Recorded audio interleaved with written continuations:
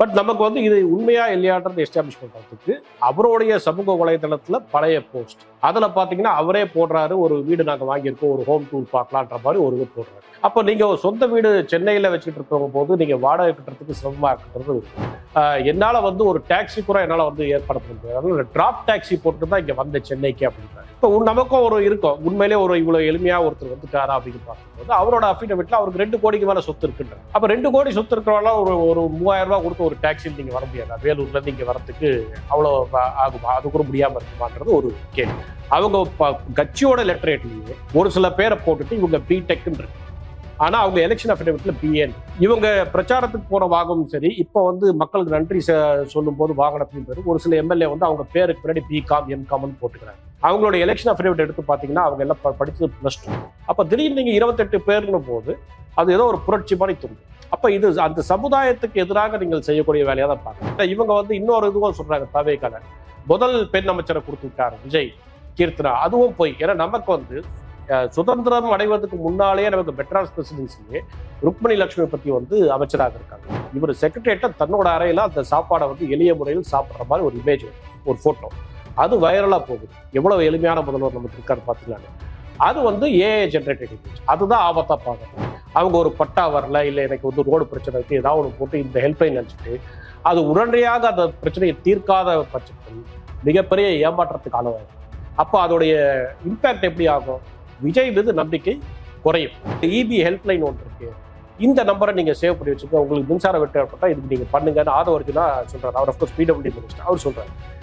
நான் உடனே இது நம்ம ஒரு ஹெல்ப்லைன் நம்பரை ஸ்டோர் பண்ணி வச்சிருந்தோம் இதுக்கு முன்னாடி சொல்லிட்டு மின்னங்கம்னு சொல்லிட்டு டிஎம்கே போயிடும். அதை போய் அந்த ஃபோன் நம்பர் சர்ச் பண்ண இதே நம்பர் தான், ஏற்கனவே இருக்கக்கூடிய நம்பரே அவங்க இருக்குன்றாங்க.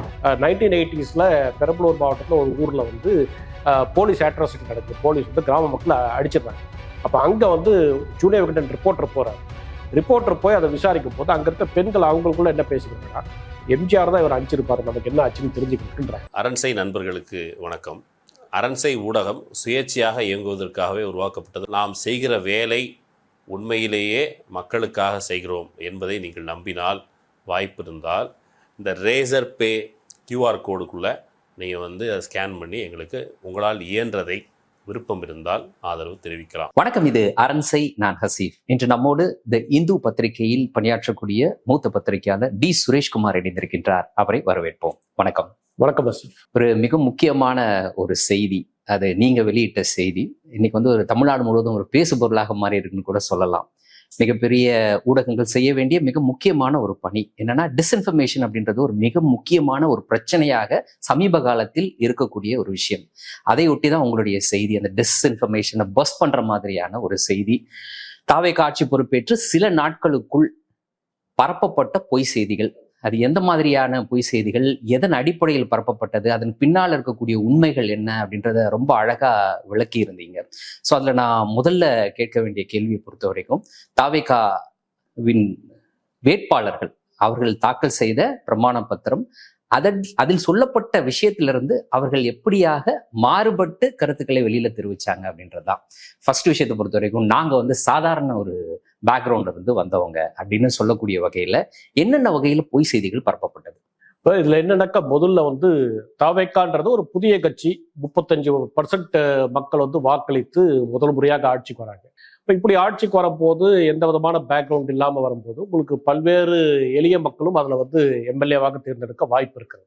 ஆனால் இதில் என்னென்னா, அது உண்மை நிலைமையாக இருந்தால் பிரச்சனை கிடையாது. இதில் என்ன ஆகுதுனாக்கா, ஒரு குறிப்பிட்ட ஒரு சில எம்எல்ஏக்கள், புதுசாக தேர்ந்தெடுக்கப்பட்ட எம்எல்ஏக்களும் சரி, ஒரு அமைச்சரும் சரி, அமைச்சர் என்ன சொல்றாருன்னா, அடுத்த மாதம் என் தாய்க்கு உடைய வீடுக்கு வாடகை எப்படி கட்டுவேன் என்று நான் கஷ்டப்பட்டிருந்த காலத்துல திரு விஜய் அவர்கள் என்னை வந்து மந்திரியாக பார்த்திருக்காரு அப்படின்னு பள்ளிக்கல்வித்துறை அமைச்சர். அப்போ அவருடைய இதில் நீங்க பார்க்கும்போது இது உண்மையாக இருக்குமோ அப்படின்னு நீங்க ஒரு சந்தேகப்படலாம் சம்டைம்ஸ். பட் நமக்கு வந்து இது உண்மையா இல்லையான்றது எஸ்டாப்ளிஷ் பண்றதுக்கு அவருடைய சமூக வலைதளத்துல பழைய போஸ்ட் அதுல பாத்தீங்கன்னா அவரே போடுறாரு, ஒரு வீடு நாங்க வாங்கியிருக்கோம், ஒரு ஹோம் டூர் பார்க்கலான்ற மாதிரி ஒரு இது போடுறாரு. அப்ப நீங்க ஒரு சொந்த வீடு சென்னையில வச்சுக்கிட்டு இருக்கிற போது நீங்க வாடகை கட்டுறதுக்கு சிரமமா இருக்குன்றது உண்மை. அடுத்தது அவருடைய எலெக்ஷன் அஃபிடவிட், எலெக்ஷன் பிரமாண பத்திரத்துல நீங்க பொய் சொல்ல முடியாது. பொய் சொன்னீங்கன்னா இட் வில் அட்ராக்ட் டிஸ்குவாலிஃபிகேஷன். அதனால வந்து அதுல உண்மையை தான் சொல்லணும். அதுல வந்து அவர் என்ன சொல்றாருன்னா, அவர் எந்த இடத்துல குடியிருக்காருன்னு சொல்றாரு. அது வந்து ஐஏஎஸ் ஐபிஎஸ் அதிகாரிகள் குடியிருக்கும் ஒரு இடம், சென்னையில் ஒரு முக்கியமான பகுதியில் இருக்கக்கூடிய காஸ்ட்லியான ஏரியா. அது நிச்சயமா வந்து நீங்க போய் அங்க வாடகை கேட்டீங்கன்னாக்கா அது சாமானியர்களாலையும் சரி, நடுத்தர வர்க்கத்தின் மக்களாலும் சரி, அந்த வாடகையை நீங்கள் தர முடியாது அந்த ஏரியா. ஏன்னா அது வந்து ஒரு ப்ரொடெக்டட் ஏரியா, ஒரு வந்து மிக ஹவுசிங் காம்ப்ளெக்ஸ். நான் சொன்ன மாதிரி மூத்த அதிகாரிகள் இருக்கக்கூடிய வசிக்கக்கூடிய இடம் போது ரெண்ட் அதிகம். அப்ப அந்த ரெண்ட் உங்களால் அஃபோர்ட் பண்ண முடியாது. அவருடைய வருமானத்தையும் பார்க்கும்போது வறுமையில இல்லை, அவர் வறுமையில நிச்சயமா இல்லாத ஒரு அமைச்சராக இருக்கிறார். இப்ப அவர் அதை சொல்றாரு. அப்புறம் ஒரு எம்எல்ஏ வந்து ரொம்ப அவர் பேசுறது வந்து பரவலா போச்சு. எப்படின்னா அவர் காலனி அணியில, ஆனா அதுக்கு வந்து அவர் வேற காரணம் சொல்றாரு. நான் போய் நன்றி சொல்ல மக்களுக்கு நன்றி சொல்லணும், அது வரைக்கும் நான் காலனி அணியில அப்படின்றாரு. கேவி குப்பத்தை சேர்ந்து அவர் என்ன சொல்றாருன்னா, கேவி குப்பத்துடைய எம்எல்ஏ வந்து என்னால வந்து ஒரு டாக்ஸி கூட என்னால வந்து ஏற்பாடு பண்ண முடியாது, அதனால டிராப் டாக்ஸி போட்டு தான் இங்க வந்த சென்னைக்கு அப்படின்றாரு. இப்ப நமக்கும் ஒரு இருக்கும், உண்மையிலே ஒரு இவ்வளவு எளிமையா ஒருத்தர் வந்துட்டாரா அப்படின்னு பார்க்கும்போது அவரோட அஃபிடவிட்ல அவருக்கு 2 கோடிக்கு மேல சொத்து இருக்குன்றாரு. அப்ப 2 கோடி சொத்து இருக்கிறவங்க ஒரு 3000 ரூபாய் கொடுத்து ஒரு டாக்ஸியில் நீங்க வர முடியாதா? வேலூர்ல இருந்து இங்க வரத்துக்கு அவ்வளவு ஆகுமா? அது கூட முடியாம இருக்குமான்றது ஒரு கேள்வி. இன்னொருத்தர் வந்து நான் டீ கடையில வந்து எங்க ஒரு சாதாரண டீ ஸ்டால் ஃபேமிலில இருந்து வரேன் அப்படிங்கிறார் ஒரு எம்எல்ஏ, கோயம்புத்தூர் சார்ந்தவர். அவரோட அஃபிடவிட்லயும் 1 கோடி ரூபாய்க்கு மேல சொத்து வச்சிருக்காரு. ஒருத்தர் ஆட்டோ டிரைவர் அப்படின்றாரு. அவர் வாழ்க்கையை வேணா ஆட்டோ டிரைவரா ஸ்டார்ட் பண்ணிக்கலாம், நமக்கு தெரியாது. ராயபுரத்தை சேர்ந்த அவர் வந்து எஸ்யூவி வச்சிருக்காரு. இது நம்மளா சொல்ல, அவங்க அஃபிடவிட்ல கையெழுத்து போட்டு எஸ்யூவி. அந்த எஸ்யூவி வந்து அதோட விலை மதிப்பு எல்லாம் பாத்தீங்கன்னா நிச்சயமா ஒரு மிட் சைஸ் எஸ்யூவி, நம்ம வாங்கக்கூடிய எஸ்யூவி கிடையாது, அதோட அவருக்கு வசதி இருக்கு. ஒரு 20 to 30 லட்சம் ரூபாய் தாராளமா வாய்ப்பு. அப்போ இவங்க என்ன பண்றாங்கன்னா, ஏதோ தாங்கள் வந்து ஒரு ஏழ்மையான குடும்பத்தை சார்ந்தவர்கள் காட்டுறாங்க. இது தவறான ஒரு போக்கு. ஏன்னா நீங்க எளிமையான வாழ்க்கையில இருக்கலாம். இப்ப நீங்க பாத்தீங்கன்னா நம்ம கூட வந்து வந்தது வந்து ஒரு எளிமையான ஃபேமிலியில வந்துருப்போம், ஆனா பசினால கஷ்டப்பட்டிருக்க மாட்டோம். எளிமைக்கும் ஏழ்மைக்கும் மிகப்பெரிய வித்தியாசம். நீங்க ஹம்பிள் பிகினிங்ல உங்களுக்கு வந்து ஒரு சில லக்ஸுரிஸ் கிடைக்காது, ஆனா பசி இருக்காது. பசிக்காக நீங்க வந்து சாப்பாட்டுக்காக கஷ்டப்பட்டிருக்கோம். இவங்க எல்லாரும் அந்த பேக்ரவுண்ட். பட் இவங்க தன்னை வந்து நாங்க ஏழ்மையான குடும்பம். இன்னும் ஒரு சில பேர், எனக்கு பெரிய ஆச்சரியம் என்னன்னா, அவர்கள் வந்து மற்றவர்கள் வந்து உதவி செய்திருக்காங்க அவர்களுக்கு. ஆனால் அவர்கள் வந்து வெளில வந்து சொல்லும் போது நான் வந்து கடன் வாங்கி நான் இது பண்ணேன் அப்படின்னு ஒரு தவறான ஒரு பிம்பத்தை கட்டுறாங்க. அதுக்கான தேவைகள் இல்லை. ஏன்னா நீங்க எல்லாருமே வந்து ஒரு நிச்சயமாக மிட்டா மிராசார்கள் கிடையாது, ஆனா ஒரு ப்ராப்பர் ஒரு அஃபோர்டபுள் ஃபேமிலில இருந்தா வரீங்க. நீங்க மக்கள் கிட்ட உங்க எளிமையை எப்படி காட்டணும்னா அவங்களுக்கு பண்ணக்கூடிய சேவை அது போதும். அதுக்காக நீங்க இந்த இது பண்ண வேண்டாம். இது ஒரு பக்கம் அவங்களுடைய வறுமையை எக்ஸ்ப்ளாய்ட் பண்ணக்கூடியது. அந்த பாவர்ட்டி எமோஷனலா வந்து ஒரு பாவர்ட்டி நரேட்டிவா செட் பண்றது. ஓகே, மக்களை பொறுத்த வரைக்கும் ரொம்ப எளிமையான நபர்கள், சாதாரண பின்னணியில இருந்து வந்திருக்கிறார்கள் அப்படின்ற மாதிரியான ஒரு பிம்பத்தை உருவாக்குவது இந்த மக்களை ஏமாற்றக்கூடிய ஒரு விஷயம் தான். அது தவறான விஷயம். அதுக்கான தேவை இல்லைன்னு பாக்குறேன். ஏன்னா எளிமையான பின்னணியில இருந்து வரக்கூடாது என்று யாருமே இன்னைக்கு சொல்லல. அது ஒண்ணு சொல்லல. இன்னொன்னு, நீங்கள் எப்படியாப்பட்ட பின்னணியில் வந்தாலும் வாக்கு உங்களுக்கு இல்லை. வாக்கு வந்து திரு விஜய் அவர்களுக்கு தான். அந்த 106 பேர் எம்எல்ஏ, விஜயை தவிர 106 பேர் அனைவருமே வந்து விஜய்க்கு தான் வந்து நன்றி கடன் பட்டிருக்க வேண்டும். அவரால் தான் வந்தது. அப்ப நீங்க இந்த எளிமையை போட வேண்டிய அவசியமே கிடையாது. இன்னொரு பெரிய எதுன்னா, கல்வி தகுதியில வந்து தவறுதலான ஒரு பரப்புரையை இவங்க ஏற்படுத்தி, அவங்க கட்சியோட லெட்டரேட்லயே ஒரு சில பேரை போட்டுட்டு இவங்க பிடெக்ன்னு இருக்கு, ஆனா அவங்க எலெக்ஷன் அஃபிடவிட்ல பிஏன். இவங்க பிரச்சாரத்துக்கு போற வாகமும் சரி, இப்ப வந்து மக்களுக்கு நன்றி சொல்லும் போது வாகனத்திலையும் பேரு ஒரு சில எம்எல்ஏ வந்து அவங்க பேருக்கு பின்னாடி பிகாம் எம்காம்னு போட்டுக்கிறாங்க. அவங்களோட எலெக்ஷன் அஃபிடவிட் எடுத்து பாத்தீங்கன்னா அவங்க எல்லாம் படிச்சது +2. இதுக்கான தேவை எங்கன்னு. இன்னொன்னு, ஒருத்தவங்க வந்து கோயம்புத்தூர் சேர்ந்தவங்க டாக்டர் அப்படின்னு பிஹெச்டின்னு போடுறாங்க. ஆனா பிஹெச்டி படிக்கிறதுக்கு 4 வருஷத்துல இருந்து 7 வருஷம் ஆகும். இவங்க என்னடா டாக்டர்னு பார்த்தா, ஊரு பேர் தெரியாத போலியான ஒரு யூனிவர்சிட்டியில ஹானரிஸ் காசா, அதாவது கௌரவ டாக்டர் பட்டம். அந்த கௌரவ டாக்டர் பட்டத்தை நீங்க உங்க பேருக்கு முன்னாடி வைக்கவே கூடாது. அது வந்து போலியான பல்கலைக்கழகம் மட்டும் இல்லை. உங்களுக்கு அண்ணா பல்கலைக்கழகம் கொடுத்தா கூட நீங்க அந்த டாக்டர்ன்ற பேரை நீங்க யூஸ் பண்ணக்கூடாது. திரு விஜய் அவர்களுக்கே கூட ஹானரி டாக்டரேட்லாம் பல்கலைக்கழகம்லாம் கொடுத்துருக்கு. ப்ராப்பரான யூஜிசியில இருக்கக்கூடிய நிகர்நிலை பல்கலைக்கழகம்லாம் கொடுத்துருக்கு. ஆனா அவர் அதை யூஸ் பண்றது இல்லை. இவங்க யூஸ் பண்றாங்க. பட் அவங்களுடைய ஆக்சுவல் குவாலிஃபிகேஷன் பார்த்தா லா படிச்சிருக்கேன்றாங்க. அப்போ இந்த மாதிரி தவறுதலான, ஏன்னா நீங்க தமிழ்நாட்டை பொறுத்த வரைக்கும் பல முதலமைச்சர்கள், நமக்கு காமராஜர்ல இருந்து உங்களுக்கு திரு கருணாநிதியில இருந்து செல்வி ஜெயலலிதா அவர்கள் வந்து கல்லூரி போகாத ஆட்கள். ஆனா அவங்க வந்து எப்படி தன்னை எஸ்டாப்ளிஷ் பண்றாங்க? அறிவு கூர்ந்து ஒரு அறிவு சார்ந்த ஒரு இதுல வந்து ஸ்ட்ராங்கா இருக்காங்க. ரொம்ப ஹைலி நாலேஜபிள் ஆர்டிகுலேட் லீடர்ஸா இவங்க எல்லாம் திகழ்றாங்க. அப்ப உங்க கல்வி படிப்பு அதை வச்சுக்கிட்டு உங்களை யாரும் எடை போட போறது இல்லை. செயல்பாடு சரியாக இருந்தால் போய் சொல்ல வேண்டிய அவசியம் வரல. நிச்சயம் அதை வந்து அவங்க செய்யறது தவறான ஒரு விஷயமா. அடுத்து ரொம்ப முக்கியமான விஷயம், தமிழ்நாட்டை பொறுத்த வரைக்கும் விஜய் அவர்கள் எதை செய்தாலும் இதுதான் முதல் முறை அப்படின்னு பேசக்கூடிய வகையில பொய்கள் பரப்பப்பட்டு வந்தது.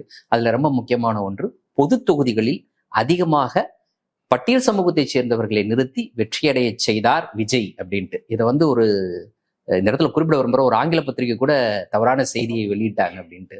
அதுல எந்த அளவுக்கு உண்மை இருக்கு? இல்ல, இதை ஏன் பண்ணாங்கன்னு தெரியல. ஏன்னா ஆஸ் இட் இஸ் நீங்க பார்க்கக்கூடிய நிலைமை பாத்தீங்கன்னா, பட்டியலினத்தை தமிழ்நாட்டை பொறுத்த வரைக்கும் என்னதான் ப்ராக்ரஸிவ் ஸ்டேட்டா இருந்தா கூட, நீங்க இப்ப ஒரு பட்டியலினத்தை சார்ந்தவர் அவ்வளவு எளிதாக பொது தொகுதியில் நின்று ஜெயிக்கிறதுக்கு ஒரு சாத்தியக்கூறே இல்லைங்க. இன்னமும் அது ஒரு சிம்ம சொப்பனமாக தான் இருக்குது. ஜாதி கட்டமைப்புன்றது இன்னமும் நம்ம சமுதாயத்துல இருக்கு.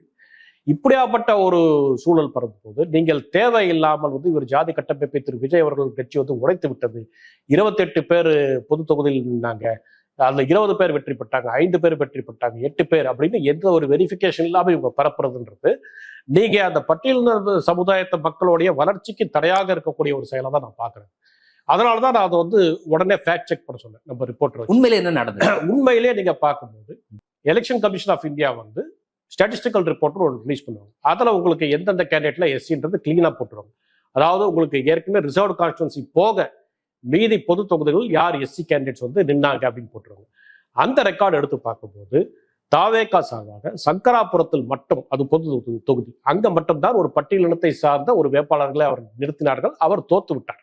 என்ன மாறாக நாம் தமிழர் கட்சி கிட்டத்தட்ட 8 பொது தொகுதிகளில் எஸ்சியும் எஸ்டியில இருந்த ஒரு வேட்பாளரையும் போட்டிருந்தாங்க. ஆனா அவங்க எல்லா தொகுதியும் தோத்து போறாங்க. அதிசயப்பட வேண்டிய ஒரு விஷயம், உண்மையிலே வரவேற்கத்தக்க ஒரு விஷயமா நான் பாக்குறது என்னன்னா, காங்கிரஸ்ல கடைசியாக மேலூர் ஜெனரல் கான்ஸ்டிடுவன்சில ஒரு எஸ்சி வேட்பாளர் திரு விஸ்வநாதன் பழைய எம்பி நிறுத்தினாங்க. அவர் வெற்றி பெற்றார். அது மேலூர் போன்ற ஒரு இடத்துல வந்து வெற்றி பெற்றது ஒரு மிகப்பெரிய சாதனையாக தான் நான் பாக்குறேன். ஏன்னா மிகப்பெரிய சாதனை எந்த வகையில நான் சொல்றேன் அப்படின்னா, காங்கிரஸ் தரப்புல இருந்தே அவரை வந்து நியமித்தது வேட்பாளரா இருந்துச்சு மிகப்பெரிய எதிர்ப்பு அந்த தொகுதியில இருந்தது. எதிர்ப்பு, அது போக அந்த தொகுதியுடைய சோஷியல் ஸ்ட்ரக்சர் மதுரையை பொறுத்த வரைக்கும் நீங்க பாத்தீங்கன்னா அந்த ஜாதி டிவிஷன் வந்து ரொம்ப ஷார்ப்பா இருக்கக்கூடிய இடம். அந்த இடத்துல ஒரு எஸ்சி வேட்பாளர் வந்து இந்த காலகட்டத்தில் ஜெயிச்சது மிகப்பெரிய ஒரு விஷயமா பாக்குறேன். ஏன்னா இதுக்கு முன்னாடி இந்த மாதிரி சம்பவங்கள் எப்படி சொல்லுவாங்கன்னா, செல்வி ஜெயலலிதா அவர்கள் தலித் எழில்மலை முன்னாள் மத்திய அமைச்சர், அவரை வந்து திருச்சி போன்ற ஒரு பொது தொகுதியில் நின்று பாராளுமன்றத்துக்கு தேர்ந்தெடுத்தார் அப்படின்னு சொல்லுவாங்க. ஸோ இதெல்லாம் தான் ஒரு சாதனையா அங்கும் ஒன்றும் இங்கும் ஒன்றும் தான் இருக்கு. அப்ப திடீர்னு நீங்க 28 பேர்னு போது அது ஏதோ ஒரு புரட்சி மாதிரி தோன்றும். அப்ப இது அந்த சமுதாயத்துக்கு எதிராக நீங்கள் செய்யக்கூடிய வேலையா தான் பாக்குறேன். இதுல இன்னொரு விஷயம் என்னன்னா, இது எதையுமே தாவேக்காவோ அல்லது அரசோ இல்ல அவர்கள் சார்ந்தவங்களோ அதிகாரப்பூர்வமாக பரப்புவதில்லை. இது எல்லாம் சோசியல் மீடியால திடீரென்று ஒரு ரேண்டமான ஒரு ஹேண்டில் இருந்து வரும், இல்ல இன்ஃபுளுசராக கருதக்கூடிய ஒரு ஹேண்டில் வரும், ஃபேன் பேஜ்ல வரும். ஆனா அதுல ஆச்சரியப்பட வேண்டிய இந்த ரேண்டம் ட்வீட்ஸ்லாம் பொதுவா வந்து வைரல் ஆகாது. ஆனா இதெல்லாம் ஆம்பிளிஃபை ஆகும், மேசிவா ஆம்பிளிஃபை ஆகும். இதை வந்து தொடர்ந்து தங்களை வந்து சரியான நபர்கள் சரியான விஷயத்தை மட்டும்தான் நாங்க செய்வோம்னு நினைக்கக்கூடிய, நாம் நினைத்து கொண்டிருக்கக்கூடிய அந்த நபர்களும் பரப்புறதுதான் ரொம்ப அருதமான ஒரு விஷயம். நீங்க பொதுவா வந்து அதாவது இந்த சமுதாயத்தில் விளிம்பு நிலை மக்களுக்காக குரல் கொடுப்பவர்களும், அப்புறம் வந்து இந்த மைனாரிட்டிஸ்க்கு, ஷெட்யூல் காஸ்ட், இவங்களுக்கெல்லாம் அதிகமா அம்பேத்கரைட் என்று அறியப்படும் நபர்கள்லாம் இந்த மாதிரியான இதுகளை நம்பிடுறாங்க. அதுல ஒரு மிகப்பெரிய ஒரு இப்ப இந்த தடவை என்ன ஆச்சுன்னாக்கா, திரு ராஜ்மோகன் அவர்கள் எக்மோர்ல பட்டியல் இடத்துக்கான ரிசர்வ் கான்ஸ்டிடுவன்சி ஜெயிக்கிறார். அவருக்கு ஸ்கூல் எஜுகேஷன் போர்ட்ஃபோலியோ கல்வித்துறை கொடுக்கப்பட்டிருக்கு.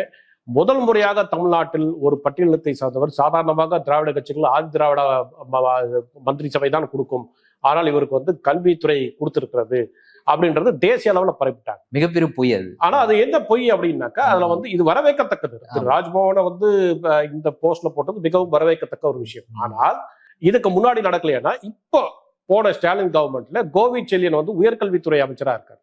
அந்த அமைச்சரவையில் 4 பேர் பட்டியலினத்தை சார்ந்தவர்கள், மதிவேந்தன் இருந்தாரு, உங்களுக்கு கயல்வெளி செல்வராஜ் இருந்தாங்க. ஸோ இந்த மாதிரியான ஒரு சூழல்.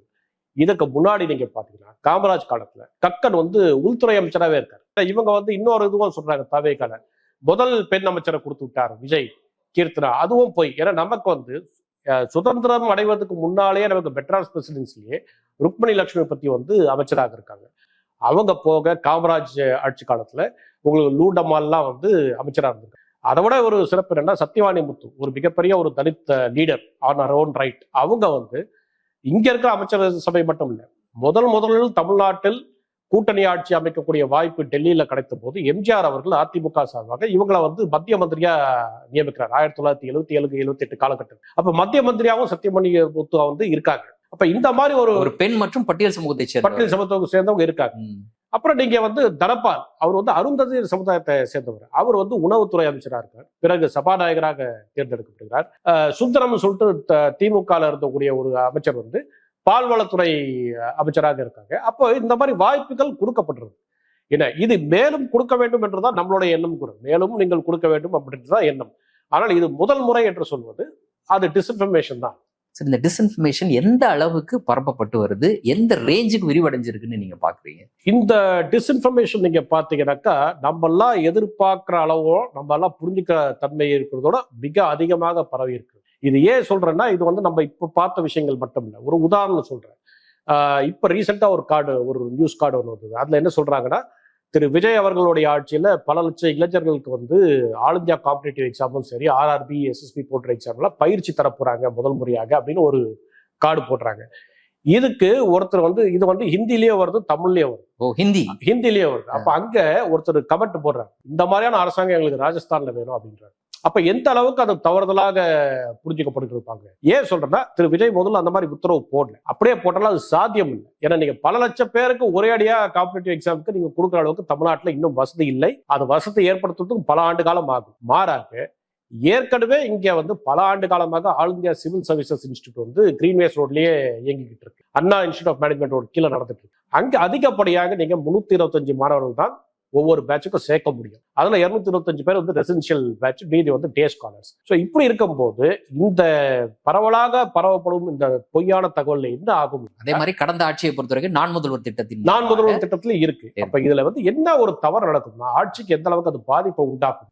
இதை நம்பிட்டு இளைஞர்கள் எல்லாம் வந்து அந்த ஆல் இந்தியா சர்வீஸ் இன்ஸ்டியூட்டோ இல்ல வந்து கவர்மெண்டோட எம்ப்ளாய்மெண்ட் எக்ஸ்சேஞ்ச் வாசல்லையோ எங்கேயோ ஒரு இடத்துல நின்றுக்கிட்டு முதலமைச்சர் உத்தரவு போட்டு விட்டார், நீங்கள் வந்து எங்களுக்கு விண்ணப்பம் தாருங்கள், நாங்கள் வந்து இந்த ட்ரைனிங் ப்ரோக்ராம் சேரணும் அப்படின்னாங்கன்னா அதுக்கான வாய்ப்பு இல்லாமல் போயிடும். அப்ப அவங்க என்ன சொல்லுவாங்க, அரசாங்கம் கொடுக்குறத நீ தட்டி பறிக்கிறேன்னு அது போராட்டமாக கூட மாறும், அன்ட்ரஸ்ட் உருவாக்கலாம். அப்படி வந்ததுன்னா டிசப்பாயின்மெண்ட் ஏற்படும். டிசப்பாயின்மெண்ட் இருந்தா அது யாரு கட்டப்பேரு? திரு விஜயோட அரசாங்கம் தான் கட்டப்பேரு. அதனாலதான் நான் சொல்றேன், இதை நீங்க ஆரம்பத்திலேயே இதை தடுக்கணும், இதை வந்து டிஸ்கரேஜ் பண்ணணும். இதுக்கு நீங்க DIPR யூஸ் பண்ணணும், யூஸ் பண்ணி நீங்க வந்து டிஸ்கரேஜ் பண்ணுங்க சொல்றோம். சார், அவர் டிஸ்கரேஜ் பண்ணணும்னு சொல்றோம், பட் அவரை ஒட்டியே சில பொய்யான தகவல்கள் வருது. அவருடைய அறையில உட்கார்ந்து டிஃபன் பாக்ஸ்ல சாப்பாடு சாப்பிட்டாரு, மதியானம் லஞ்ச் வந்து வீட்டுல இருந்து கட்டிட்டு வந்தாரு அப்படின்ட்டு. அதுவும் வந்து AI உருவாக்கப்பட்ட ஒரு அதாவது அதுல ரெண்டு விஷயம். ஒண்ணு, அவர் லஞ்ச் எடுத்துட்டு வந்துருக்கலாம், நமக்கு அது தெரியாது. அவர் வந்து வீட்டுல இருந்து எடுத்துட்டு வந்துருக்கலாம், அதுல ஒன்றும் தவறு கிடையாது. இதுக்கு முன்னாடி இருந்த முதலமைச்சர்களுக்கும் வீட்டுல இருந்து வந்திருக்கு. அவங்க காலையிலேயே எடுத்துட்டு வராங்களா இல்ல அவங்க குடும்பத்தை சார்ந்த யாராவது வந்து எடுத்துட்டு வராங்களான்றது வேற. ஆனா நம்ம பார்த்திருக்கோம், இதுக்கு முன்னாடி வந்து திரு கருணாநிதி இருக்கிற காலத்திலயும் அவர் வீட்டை சார்ந்தவர்கள் மத்தியான உணவு சம்டைம்ஸ் எடுத்துட்டு வருவாங்க, இல்ல அவங்க வீடு பக்கத்துல இருக்கிறதால போயிடுவாங்க. இது இருக்கும். ஸோ திரு விஜய் வந்து வீட்டுல இருந்து எடுத்துட்டு வரலாம், நம்ம அதை வந்து நம்ம பார்க்கல, டினையும் பண்றதுல அவசியம் இல்லை. ஆனா ஒரு இமேஜ் வருது, இவர் செக்ரட்டரியேட்டை தன்னோட அறையில அந்த சாப்பாடை வந்து எளிய முறையில் சாப்பிட்ற மாதிரி ஒரு இமேஜ் வருது, ஒரு போட்டோ. அது வைரலா போகுது. எவ்வளவு எளிமையான முதல்வர் நமக்கு இருக்காரு பாத்தீங்களான்னு. அது வந்து AI ஜென்ரேட்டட் இமேஜ். அதுதான் ஆபத்தா பாக்குறாங்க. அது தேவையில்லை. ஏன்னா திரு விஜயை பொறுத்த வரைக்கும் அவர் பரிச்சயமாகாத ஆள் இல்லை. ஒவ்வொரு வீட்டுல அவர் வந்து தேர்தல் பிரச்சாரத்தில் சொன்ன மாதிரி அரசியல் வர்றதுக்கு முன்னாடியே ஒவ்வொரு வீட்டுக்குள்ள நுழைஞ்சவர், 30 வருஷம் அங்க பரிச்சயமானவர். அவருக்கு வந்து இந்த டேக் தேவையில்லை. அதனால அந்த மாதிரி விளம்பரம் அவருக்கு தேவையில்லை. அவர் இயல்பாவே அவர் வாழ்க்கையை நடத்திட்டு போகணும், ஒன்றும் ப்ராப்ளம் கிடையாது. அதை AI ஜென்ரேட்டட் நீங்க யூஸ் பண்ணீங்கன்னா நாளைக்கு இந்த மாதிரி பல AI ஜெனரேட்டட் இமேஜ் வெவ்வேறு இதுல தவறுதலா வரும். அடுத்து அதை நான் கேட்கிறேன், இந்த மாதிரியான விஷயங்களை இப்போ அலோவ் பண்ணிட்டு இருந்தாங்கன்னா அது எங்க போய் முடியும்?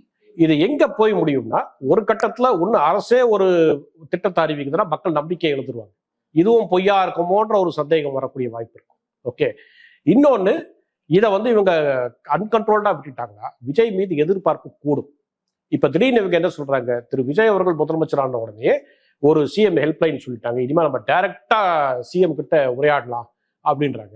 யதார்த்தம் என்னன்னு நமக்கு தெரியும். இந்த CM செல் 25 வருஷமா இருக்கு, திரு கருணாநிதியோடைய ஆட்சி காலத்துல இருந்து இருக்கு. இந்த CM ஹெல்ப்லைன் செல்வி ஜெயலலிதாவோட காலத்துல 1100 துவங்கப்பட்டு. ஆனா நீங்க இந்த CM செல் பெட்டிஷன் எல்லாம் போட்டா என்ன ஆகும் நமக்கு தெரியும், எந்த அளவுக்கு அது எஃபெக்டிவா இருக்கட்டும் நமக்கு தெரியும். மக்கள் ஆனால் என்னன்னு விஜய் வந்துட்டாரு, 60 ஆண்டு காலம் திராவிட ஆட்சி போயிடுச்சு, புதுமையை கொண்டு வந்துட்டாரு, ஒரு திறப்பு முனை ஆட்சியாக இது மாறி திறப்பு முனை ஆட்சியாக மாறிவிட்டது அப்படின்னு ஒரு நம்பிக்கையில அவங்க ஒரு பட்டா வரல, இல்லை எனக்கு வந்து ரோடு பிரச்சனை இருக்கு, ஏதாவது ஒன்று போட்டு இந்த ஹெல்ப்லைன் நினைச்சிட்டு அது உடனடியாக அந்த பிரச்சனையை தீர்க்காத பட்சத்தில் மிகப்பெரிய ஏமாற்றத்துக்கு ஆளாகும். அப்போ அதோடைய இம்பேக்ட் எப்படி ஆகும்? விஜய் மீது நம்பிக்கை குறையும். அதனாலதான் நான் சொல்றேன், இவங்க ஆரம்பத்திலேயே இதை கவுண்டர் பண்ணணும், இதை என்கரேஜ் பண்ணக்கூடாது. இது இவங்க கட்சி சார்பாக போடலை, கட்சி சார்பாக அதிகாரப்பூர்வமா போடாத கார்ட்ஸ், வெளியில இருந்து யாரோ பண்றாங்க. ஆனா அதை ஆம்பிளிஃபை பண்ணாதீங்க, இதை தடுத்துருங்க. தடுக்கலன்னா அது உங்களுக்கே ஆபத்தா முடியும். புலிவர கதை தான். ஒரு கட்டத்துல புலி வந்துடும், நீங்க வந்து ஏமாந்துருவீங்க. அந்த மாதிரி ஒரு நிலைமைக்கு போகக்கூடாது. நீங்க ஒரு பெரிய ஆச்சரியம் எனக்கு என்னன்னா, பாகிஸ்தான்ல இம்ரான் கானுடைய கட்சியை சார்ந்த பிடிஐ, அந்த கட்சியை சார்ந்த ஒரு சப்போர்ட்டர், அவங்களுக்கு ட்விட்டர்ல வந்து ஃபாத்திமா ஒரு 3 லட்சம் ஃபாலோவர்ஸ்க்கு மேல இருக்காங்க. அவங்க வந்து விஜய் ஜெயிச்ச உடனே அவங்க வந்து ஒரு பதிவு போடுறாங்க, இந்த மாதிரி பாருங்க, இவர் வந்து ஒரு தளபதி விஜய் அப்படின்னு ஒரு நடிகர் தமிழ்நாட்டுல தன்னுடைய உழைப்பு இந்த வெயிலையும் வந்து தன்னை வருத்திக்கிட்டு இவர் கேம்பெயின் பண்ணதோட விளைவு இவர் வந்து சிஎம் ஆகுறாரு அப்படின்னு போடுறாங்க. ஆனா நமக்கு தெரியும், இங்க விஜயால வந்து சோசியல் மீடியா கேம்பெயின் தான் அதிகமா இருந்தது, அவரால் நேரில் பல இடங்கள் போகல அப்படின்றது தெரியும். பட் அங்கேயும் பரப்பப்படுகிறது. இப்ப அங்கன்னா எனக்கு என்ன ஆச்சுன்னா, பாகிஸ்தானுக்கும் தமிழ்நாட்டுக்கும் சம்பந்தமே இருக்காது. பொதுவாக அவங்களுக்கும் பஞ்சாபுக்கும் சம்பந்தம் இருக்கும், ராஜஸ்தான்ல சம்பந்தம் இருக்கும், பார்டர் ஏரியாஸ்ல இருக்கும். அப்ப இதை தாண்டி போகுதுன்னா இது எப்படி ஆம்பிளிஃபை ஆகுது, இது ஆர்கானிக் ஆகுதா இல்ல யாரோ பின்னாடி இருந்து பண்றாங்களா அப்படின்னும் போது அதுதான் சிக்கல் வருது. அந்த ரொம்ப முக்கியமான கேள்வி.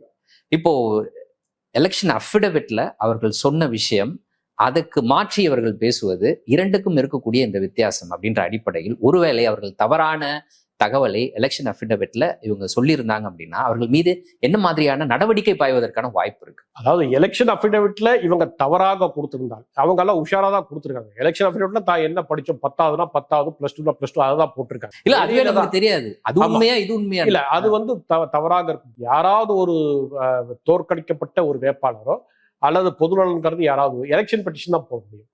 ஆனா அப்படி எலெக்ஷன் பெட்டிஷன் போடும் போது நீங்க தான் ப்ரூவ் பண்ணணும், அதை எஸ்டாப்ளிஷ் பண்ணணும், இது தவறு, இவங்க கொடுத்த டேட்டா தப்பு அப்படின்னு நீங்க ப்ரூவ் பண்ணணும். ஆனா அதுக்கு டியூ ப்ராசஸ் இருக்கு. ஃபர்ஸ்ட் ஹைகோர்ட் போவோம், அப்புறம் அவங்க சேலஞ்ச் பண்ணி சுப்ரீம் கோர்ட் போவாங்க. ஸோ ப்ராசஸ் வந்து லாங்கா இருக்கும். இங்கேயே வந்து ஒரு வித்தியாசமான கேசஸ்ல தமிழ்நாட்டில் பார்த்துருக்கோம். PH பாண்டியன் முன்னாள் சபாநாயகர், அவருடைய மகன் PH மனோஜ் பாண்டியன், பால் வினோஜ் பாண்டியன், 2 பேருமே அவர்களை எதிர்த்து வெற்றி பெற்ற வேட்பாளரை வெவ்வேறு காலத்தில் அவர்களுடைய தேர்தலை வந்து எலெக்ஷன் பெட்டிஷன் மூலமாக பெட்டிஷன் போட்டு அவர்களுடைய தேர்ந்தெடுக்கப்பட்டது செல்லாதுன்ற உத்தரவு பெற்றிருக்காங்க. அது ஒரு unique case. Father and son, Cheran Mahadevi தொகுதி. இப்ப அந்த தொகுதி கிடையாது டீலிமிட்டேஷனுக்கு அப்புறம். இந்த தொகுதியில் 96ல PH பாண்டியன் அவரை எதிர்த்து வெற்றி பெற்ற காங்கிரஸ் வேட்பாளருக்கு எதிராக ஒரு மனுவை போட்டு ஜெயிக்கிறாரு. அதே மாதிரி பால் மனோஜ் பாண்டியன் வந்து 2006ல தோத்து போறாரு. அந்த கேண்டிடேட் எடுத்து அவர் 2011 ஒரு தீர்ப்பு வாங்குறாரு. ஸோ இந்த மாதிரி நடந்திருக்கு. ஸோ இப்போ இந்த மாதிரியான பொய் செய்திகளை தடுப்பதற்காக தான் கடந்த ஆட்சியில இருந்து ஃபேக்ட் செக் அப்படின்ற ஒரு டீமை தனியாக உருவாக்கி வச்சிருந்தாங்க. இவற்றை தாண்டி அரசு என்னென்ன விஷயங்களை செய்யலாம், இந்த மாதிரியான தவறான செய்திகள் பரப்பப்படுவதை தடுப்பதற்கு அரசிடம் இருக்கக்கூடிய கட்டமைப்பின் மூலமாக இதை எப்படி தடுக்கலாம்? நான் முந்தைய அரசு அந்த ஃபேக்ட் செக் யூனிட் வச்ச போது நான் இதை எதிர்த்தேன். ஏன்னா அது அரசோடைய வேலை இல்லை. ஃபேக்ட் செக் யூனிட் நீங்க தனியா ஒரு யூனிட் வச்சு, ஏற்கனவே அரசுகிட்ட நிதி இல்லை, நிதி பற்றாக்குறை இருக்கும்போது இப்படி ஒரு தமிழ்நாடு தழுவிய இடத்துல வச்சுக்கிட்டு சம்பளத்தை கொடுத்து வைக்கிறது வீண் அப்படின்றத நான் பார்த்தேன். 2வது பாம்பே ஹைகோர்ட்டும் வந்து அங்க இருக்க ஃபேக்ட் செக் யூனிட் தவறு, அது அரசு பண்ண வேண்டிய வேலை இல்லைன்னு சொல்லிடுச்சு. ஆனா அரசுகிட்ட இருக்கக்கூடிய மிகப்பெரிய துறைன்றது DIPR, இன்ஃபர்மேஷன் டிபார்ட்மெண்ட். அந்த இன்ஃபர்மேஷன் டிபார்ட்மெண்ட் தான் உங்க அத்தனை PRO இருக்காங்க. ஒவ்வொரு டிபார்ட்மெண்ட்டுக்கும் ஒரு PRO இருக்காங்க. அப்ப இவங்க எதுக்கு இருக்காங்க? இவ்வளவு PRO வச்சிருக்கீங்க, அந்த துறை சார்ந்த செய்தி தவறா இல்லையான்னு அவங்க ஒரே ஒரு ப்ரெஸ் ரிலீஸ் கொடுத்தா அத்தனை பத்திரிகைகளும் போட போறாங்க. புரியுதுங்களா? அப்ப அதுதான் எஃபெக்டிவ் கவுண்டர். அதனால அந்த இன்ஃபர்மேஷன் டிபார்ட்மெண்ட் நீங்க ஒழுங்கா யூஸ் பண்ணுங்க. அவங்க கொடுத்தாங்கன்னா அவங்கள மீறி எந்த செய்தியும் வராது. ஏன்னா அதுக்கு ஒரு சில காரணங்கள் இருக்கு. ஏன்னா ஊடகத்துறை விளம்பரத்தை நம்பியும் இருக்கிறது. ஸோ ஒரு DIPRல இருந்து ஒரு இன்ஃபர்மேஷன் வந்தால் அதை நிச்சயமாக வந்து அவங்க வந்து புறந்தள்ளிட மாட்டாங்க. அப்போ that will be the most effective way of communication. தாராளமாக அதை எடுத்து போடுவாங்க. அதை இந்த அரசு வந்து பத்திரிகைகள் எழுதுவது மட்டும் தவறுன்றது சொல்லாம, இப்படி சோசியல் மீடியால தவறான அரசு கொண்டு வராத திட்டமோ இல்ல பழைய திட்டத்தையே சொல்றாங்க. ஏன்னா ஒரு உதாரணத்துக்கு சொல்ற திரு ஆதவ அர்ஜுனா, அவர் எலக்ட்ரிசிட்டி மினிஸ்டர், இல்ல எலக்ட்ரிசிட்டி அவர் வந்து ஒரு EBக்கான ஒரு இது கொடுத்தாரு, ஒரு நம்பர் ஒன்று. ஆதவ அர்ஜுனா அவர் வந்து EB ஹெல்ப்லைன் ஒன்று இருக்கு, இந்த நம்பரை நீங்க சேவ் பண்ணி வச்சுக்கோங்க, உங்களுக்கு மின்சார வெட்டு ஏற்பட்டா இதுக்கு நீங்க பண்ணுங்கன்னு ஆதவ அர்ஜுனா சொல்றாரு. அவர் அஃப்கோர்ஸ் PWD மினிஸ்டர். அவர் சொல்றாரு, நான் உடனே இது நம்ம ஒரு ஹெல்ப்லைன் நம்பரை ஸ்டோர் பண்ணி வச்சிருந்தோமே இதுக்கு முன்னாடின்னு சொல்லிட்டு மின்னகம்னு சொல்லிட்டு DMK பீரியட்ல வந்து அதை போய் அந்த ஃபோன் நம்பர் சர்ச் பண்ண இதே நம்பர் தான், ஏற்கனவே இருக்கக்கூடிய நம்பரே அவங்க இருக்குன்றாங்க. இதை நீங்க சொல்ல வேண்டாம், இருக்கு அந்த நம்பர் எஃபெக்டிவா தான் இருக்கு, அதையே யூஸ் பண்ணிட்டு போங்கன்னு சொல்லிடலாம். ஸோ இவங்க ப்ராப்பரா இன்ஃபர்மேஷன் டிபார்ட்மெண்ட் வச்சு சரியான தகவல் சொன்னா அது இவங்களுக்கு நல்லது, மக்களுக்கும் நல்லது. அதை தவறி விட்டார்கள் என்றால் மக்களுக்கும் அது கேடு விளைவிக்கும், அரசுக்கு அதை விட மிகப்பெரிய ஒரு தவறான ஒரு பிம்பத்தை அது வந்து உருவாக்கும். சரி, இறுதியாக இதே மாதிரியான ஒரு ட்ரெண்டை வந்து நம்ம 2013, 2014, 15 நம்ம பார்த்தோம் தேசிய அளவுல. அப்போது வந்து மோடி அவர்களை இது மாதிரி ப்ரொஜெக்ட் பண்ணி குஜராத் மாடல் அப்படின்ற ஒரு விஷயத்தை ப்ரொஜெக்ட் பண்றதுக்காக குஜராத்ல இல்லாத சில விஷயங்களை இதுதான் குஜராத்னு வேற வேற வெளிநாடுகளில் இருக்கக்கூடிய கட்டமைப்புகளை வந்து ஒரு போட்டோவா அது பாருங்க இதுல குஜராத்ல இருக்க பஸ் ஸ்டாண்டு, குஜராத்ல இருக்கக்கூடிய விமான நிலையம் எல்லாம் பரப்புனாங்க. இப்போ நடக்கிறதையும் அப்போது நடந்த விஷயத்தையும் நம்ம ஒப்பிட்டு பார்க்க வேண்டிய ஒரு தேவை இருக்கா? என்ன நடந்துச்சு அப்போ, இப்போ நடக்கக்கூடிய விஷயத்தை நீங்க எப்படி பார்க்குறீங்க அதோட ஒப்பிட்டு? இது 2014 நடந்ததோட தொடர்ச்சி தான். அதுல நடந்த டிஸ்ரப்ஷன்ல நம்ம இன்னும் மீறவே இல்லை. அதோடைய இம்பேக்ட் மட்டும் வெவ்வேறு லெவல்ல இருக்கு. உங்களுக்கு வந்து இந்த ஃபேக் நியூஸ் கார்டுன்றது இப்போ வைரலாக போயிடுச்சு. வாட்ஸ்அப் ஃபார்வர்ட், அதுதான் அந்த வாட்ஸ்அப் யூனிவர்சிட்டின்னு சொல்லுவாங்க. நீங்கள் பரவலாக நார்த் இந்தியாவில் போனீங்கன்னா ஏதோ ஒரு பொய்யான தகவலை வந்து பரப்பிட்டு அதை வந்து வாட்ஸ்அப் யூனிவர்சிட்டிலேருந்து படித்தான் அப்படின்னு சொல்லுவாங்க. இப்போ அது போக இங்கே இன்ஸ்டா யூனிவர்சிட்டின்னு ஒன்று உருவாயிருக்கு. இதுதான் அதுல இருந்து வாட்ஸ்அப்ல இருந்து பரிணாம வளர்ச்சி, வாட்ஸ்அப்போடைய பரிணாம வளர்ச்சி. இன்ஸ்டா ரீல்ஸ் உடைய ஃபேக் நியூஸ், அதை இன்ஸ்டாகிராம் ரீல்ஸ் யூனிவர்சிட்டி அப்படின்றது தான் வளர்ந்து வந்திருக்கு. அதோட ஆபத்து என்னன்னா, அவங்க வந்து குஜராத் மாடலை மட்டும் பரப்புறதுக்கு யூஸ் பண்ணல. அதுக்கு பின்னர் வந்து பல்வேறு இதில் வந்து டிவிஷன், அதாவது உங்களை வந்து ஒரு சில மத ரீதியாகவும் பிற ஜாதி ரீதியாகவும் பிரிவினை உண்டாக்குவதற்காக அது யூஸ் பண்ணப்பட்ட ஒரு இது. பல்வேறு மாநிலத்தில் இன்னமும் அந்த மாடலை ஃபாலோ பண்ணிட்டு இருக்காங்க. பிஜேபி ஆளுகின்ற மாநிலத்தில் அது வந்து ஃபாலோ பண்ணுது. கடந்த டிஎம்கே ஆட்சியில் அதை வேற ஒரு இதில் இது பண்ணாங்க. அவங்க வந்து எப்படின்னா, இதில் எந்த ஒரு வித்தியாசம்னா, பிஜேபியும் டிஎம்கே அந்த ஈகோ சிஸ்டம்ல வர்றது வந்து உங்களை பர்சனலாக அட்டாக் பண்ணுவாங்க. நீங்க ஏதாவது ஒரு போட்டீங்கன்னா உங்களை எப்படி திட்டலாம், உங்க குடும்பத்தாரை எப்படி திட்டலாம், இந்த மாதிரி போயிட்டு இருந்தது. இதுவும் ஆபத்து, அதையும் நம்ம வரவேற்கலாம். இவங்க பண்றது இதெல்லாம் இல்லாமல் வந்து இதை வந்து மாஸ் ரிப்போர்ட்டிங் பண்ண வேண்டியது. நீங்க எதையாவது வந்து எடுத்து காமிச்சிங்கன்னா அதை வந்து மாஸ் ரிப்போர்ட்டிங் பண்ணி அதை வந்து அதோடைய ஸ்ப்ரெட்டை வந்து குறைக்கிறது. நீங்க ஒரு ஃபேக்ட் செக் பண்ணிட்டீங்கன்னா அது ஸ்ப்ரெட்டை குறைக்கிறது. அந்த மாதிரி ஒரு இது நடக்குது. அடுத்தது ஒரு ஆட்சியாளருக்கு ஒரு பிம்பத்தை ஏற்படுத்துது, அது நடக்கிறது. இது வந்து இந்த பிம்பம் ஏற்படுத்துவது இருக்கு இல்லையா, இது ஒன்றும் புதுசு கிடையாது. ஏன்னா நீங்க அந்த காலத்துல வேற மாதிரி நடந்தது. இப்ப எம்ஜிஆர் இருந்தார். எம்ஜிஆருக்கு வந்து அந்த பிம்பம் வந்து ஒரு வித்தியாசமா வரும். படத்துலேருந்து வந்த பிம்பம் அப்படியே அவர் அரசியல்ல வரும்போது ஒரு நேர்மையானவர், ஒரு நல்ல ஒரு கருத்துக்களை சொல்லக்கூடிய ஒரு மனிதர் வந்தார். அதோட இம்பேக்டும் அந்த காலத்துல நிறைய இருந்தது.